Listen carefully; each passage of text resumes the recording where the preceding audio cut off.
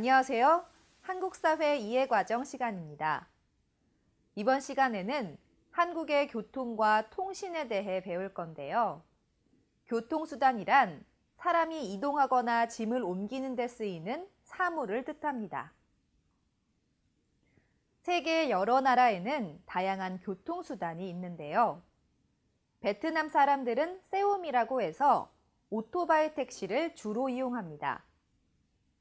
태국은 툭툭이라 불리는 택시와 트럭을 개조한 미니버스인 썽태우, 그리고 작은 크기의 버스인 로뚜를 주요 교통수단으로 이용하고 있는데요. 필리핀의 경우 지푼이라 불리는 버스와 트라이시클인 오토바이를 사람들이 주로 이용합니다. 이 밖에 중국은 자전거와 버스, 삼륜차가, 일본은 지하철, 특히 신칸센이 발달해 있습니다. 이처럼 각 나라의 교통수단은 그 나라의 지형적 특징과 문화를 상징하고 한국에도 다양한 교통수단이 있는데요. 한국 사람들이 주로 이용하는 교통수단으로는 버스와 지하철, 택시, 기차 등이 있습니다. 한국 사람들은 지하철과 버스를 주로 이용하는데요. 서울시를 기준으로 하루 대중교통 이용자 수는 약 1,000만 명으로 2013년 통계 자료를 보면 하루에 지하철은 524만 9천 명이 이용하고 시내버스는 454만 8천 명이 이용했다고 합니다. 오늘 이 시간에는 한국 사람들이 주로 이용하는 교통수단과 현지, 전화, 인터넷 등으로 구분되는 통신수단에 대해 알아볼 건데요. 이번 시간을 통해 한국에 대해 좀 더 이해하는 시간이 되길 바랍니다.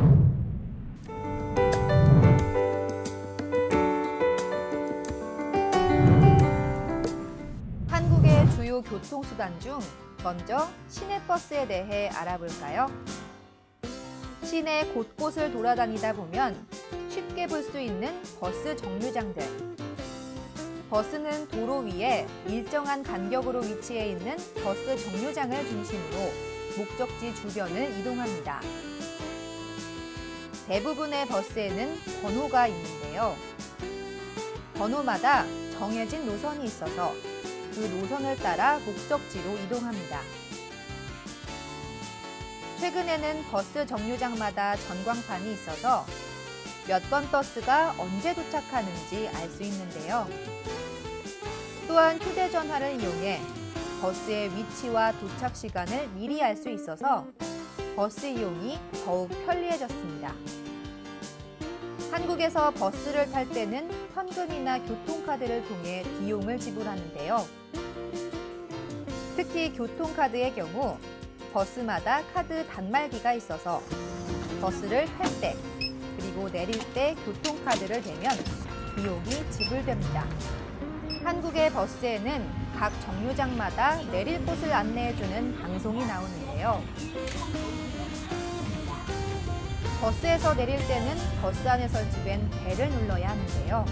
만약 벨을 누르지 않는다면 버스기사가 내리는 사람이 없는 것으로 알고 정류장을 지나칠 수 있기 때문에 버스에서 내리기 위해서는 벨을 꼭 눌러야 합니다. 이번에는 지하철에 대해 알아볼까요? 지하철은 주로 큰 도시에서 이용하는 교통수단인데요. 지하철은 이동에 걸리는 시간이 비교적 일정하다는 장점이 있습니다. 지하철을 이용하기 위해서는 지하철 노선도를 보며 미리 여러분의 위치와 목적지를 확인한 뒤 타야 하는데요. 만약 목적지까지 한 번에 가는 지하철이 없다면 다른 노선으로 갈아타고 이동하는 것이 가능합니다. 예를 들어볼까요? 여러분이 있는 곳이 사당역이고 목적지가 서울역이라면 당고개행 4호선 지하철을 타면 됩니다. 당고개는 4호선의 종점역으로 4호선은 당고개역과 안산역 또는 오이도역까지 이동합니다. 만약 여러분의 목적지가 시청역이라면 4호선과 1호선을 타야 하는데요. 사당역에서 당고개행 4호선 지하철을 탄 뒤 서울역에 내려서 시청역 방향으로 가는 1호선 지하철을 타면 됩니다. 서울에는 현재 1호선부터 9호선, 그리고 분당선과 신분당선 등 여러 개의 노선이 있는데요. 지하철은 서울을 중심으로 수도권 곳곳을 편리하게 다닐 수 있도록 설계되어 있습니다. 서울시뿐만 아니라 지하철은 수도권, 부산, 대구, 광주, 대전에서도 운행되고 있는데요. 앞서 배운 것처럼 똑같은 방법으로 이용할 수 있기 때문에 큰 어려움은 없을 것입니다. 자, 이번에는 택시에 대해 알아볼까요? 택시는 이동한 거리에 따라 돈을 받고 이용자가 원하는 장소까지 데려다주는 교통수단인데요. 버스나 지하철처럼 정해진 경로가 없고 목적지까지 비교적 빠르고 편안하게 이동할 수 있는 장점이 있습니다. 하지만 택시는 다른 교통수단에 비해 기본 요금이 비싸고 이동하는 거리가 멀수록 더 많은 요금을 내야 합니다. 택시의 종류에는 앞에서 배운 일반 택시 말고도 모범 택시와 대형 택시가 있는데요. 모범 택시는 운전기사의 오래된 운전 경력을 바탕으로 안전한 이동과 친절한 서비스를 자랑합니다. 콜밴이라 불리는 대형 택시는 차가 커서 짐을 많이 실을 수 있습니다. 이러한 장점 때문에 모범 택시와 대형 택시는 일반 택시에 비해 요금이 비싼 편입니다. 도시 밖으로 먼 거리를 이동할 때는 시외버스나 고속버스 또는 기차를 이용하면 되는데요. 시외버스와 고속버스는 버스터미널에서 원하는 목적지까지 가는 버스를 타면 됩니다. 기차의 종류에는 KTX라고 불리는 고속철과 새마을호, 무궁화호, 누리로호 등이 있는데요. 특히 KTX는 한국에서 가장 빠른 기차로 다른 기차에 비해 요금이 비싼 편입니다. 시외버스, 고속버스, 기차 등을 이용할 때는 버스터미널이나 기차역에 가서 표를 구입해도 되고 인터넷을 이용해 예매할 수도 있습니다.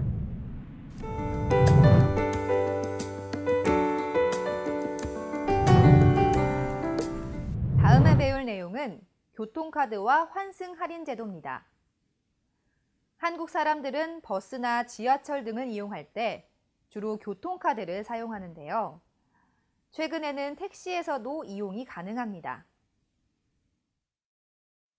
교통카드는 일정한 금액을 카드에 충전해서 사용하거나 신용카드나 휴대전화에 교통카드 기능을 포함시켜서 사용하기도 하는데요. 교통카드를 사용해 지하철이나 버스를 탈 경우 현금으로 지불하는 것보다 싼 가격으로 이용할 수 있어 많은 사람들이 카드를 사용합니다. 또한 교통카드를 사용해 버스와 지하철을 동시에 이용하면 환승 할인이 적용되는데요. 버스의 경우 2개 노선 이상의 버스를 이용할 경우 요금이 할인되고 버스를 이용한 뒤 지하철로 갈아탈 경우에도 요금이 할인됩니다. 예를 들어볼까요? 먼저 버스 할인인데요. 여러분이 1번 버스를 타고 가다가 버스에서 내려 2번 버스로 갈아탄다면 요금을 2번 내는 것이 아니라 1번 버스를 탔을 때 낸 요금에서 몇백 원만 추가로 내면 됩니다. 이동거리가 짧을 경우에는 추가 요금이 아예 없습니다. 다음은 버스와 지하철 간 환승 할인입니다. 여러분이 버스를 이용한 뒤 지하철로 갈아탈 경우에도 마찬가지로 버스를 탔을 때 일정 금액이 추가로 나옵니다. 단 여기서 주의할 점은 교통카드를 단말기에 찍은 후 일정 시간 이내에 다른 교통수단을 이용해야만 환승이 적용되는데요. 시간대에 따라 다르지만 대체로 30분에서 1시간 사이에 환승을 해야 할인받을 수 있습니다. 환승 할인은 3회에서 4회까지 가능합니다.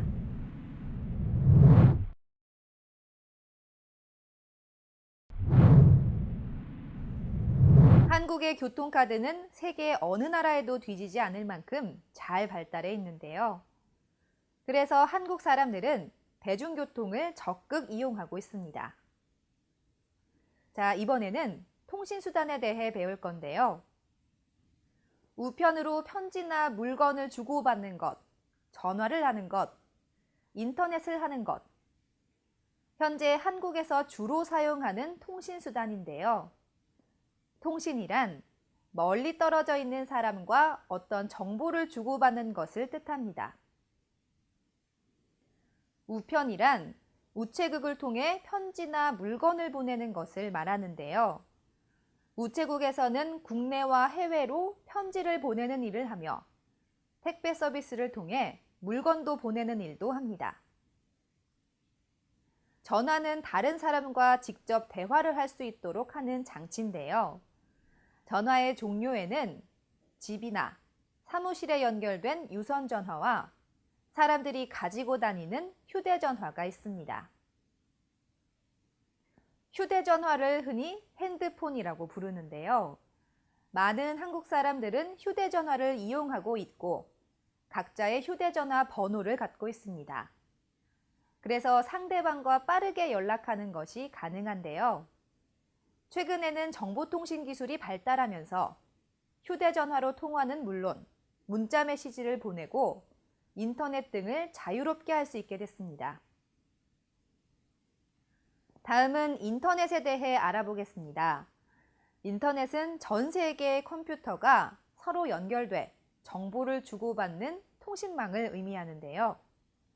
한국은 공공기관이나 대부분의 가정에도 컴퓨터와 인터넷이 잘 설치돼 있어 인터넷을 자유롭게 사용할 수 있습니다. 최근에는 개인용 컴퓨터 외에도 스마트폰이나 태블릿 PC 등을 사용하는 사람들이 많아졌는데요. 그래서 언제 어디서나 편리하게 무선 통신을 이용할 수 있게 됐습니다. 통신수단이 발달돼 편리한 점도 있지만 반대로 각종 범죄 행위도 발생하는데요. 전화를 이용해 상대방의 돈을 가져가는 새로운 범죄 수법인 보이스피싱에 대해 알아보겠습니다.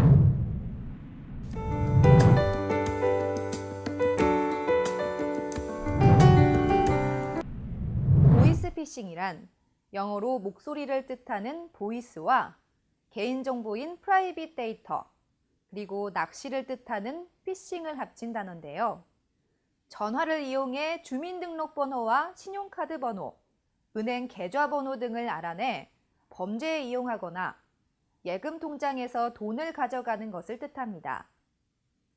최근 들어 보이스피싱으로 피해를 당한 사람들이 늘어나고 있는데요. 이러한 범죄의 특징은 검찰, 경찰, 금융감독원 등의 공공기관을 사칭해 전화를 걸거나 문자를 보내는 것입니다. 또한 개인정보를 노출하거나 자녀 납치 등 거짓말로 상대방을 속이거나 휴대전화 통화 화면에 공공기관의 번호가 뜨도록 조작을 하는 등 다양한데요. 보이스피싱의 피해 사례를 살펴볼까요? 네, 딸이 아침에 학교에 갔는데 딸이 나간 후 30분 후에 어떤 남자가 전화를 했어요. 딸을 데리고 있다고 하면서 옆에서 딸이 우는 소리도 들리는데 그 남자는 빨리 통장으로 돈을 보내달라고 하더라고요. 휴대전화로 문자 메시지가 왔는데 평소에 제가 이용하는 은행이에요. 문자에 적힌 홈페이지에 접속해봤더니 개인정보가 유출되었으니 인터넷 뱅킹할 때 사용하는 보안카드 번호를 입력하라고 하더라고요.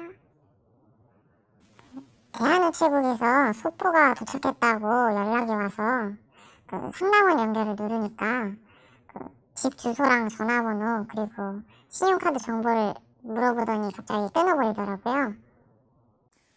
만약 여러분이 이런 전화나 문자를 받았다면 경찰청이나 검찰청, 한국정보보호진흥원에 전화해서 보이스피싱을 당한 이야기를 신고하시면 됩니다. 지금까지 한국의 교통과 통신에 대해 알아봤는데요. 조금 더 한국 사회와 가까워진 느낌이 드시나요? 자, 이제 배운 내용을 정리하는 시간을 갖겠습니다.